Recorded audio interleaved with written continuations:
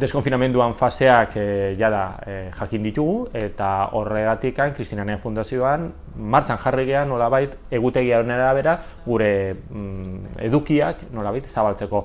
Dakizuten ez, orain arte batez ere egin ditugu lanak etxian, egin ditugu edukiak, egin ditugu materialak etxian erabiltzeko.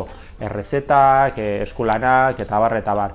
Oaina ikusita kalean pixkanaka hasiko gara ateratzen, aia pentsatzen ze ibilbide egin ditzakegun. Nola berreskuratu hiria beti neurtasun guztiak hartuta eta beti seguritatea nolabait fokoan jartzen, baina ideia da Kristinanea, Ulia eta hiriko kale ezberdinak ezagutu. Han dagon aniztasuna, han daude animaliak, han dauden landareak, pixkanaka hasiko gea proposamenak egiten eta noski ekainan dana ondo junezkeo irekiko ditugu ere bai Kristinaneako ingurumen baliabideen etxea, bai Uliako interpretazio zentroa eta noski zain gaude gure proposamenak zuen gustukoa izateko goguakin.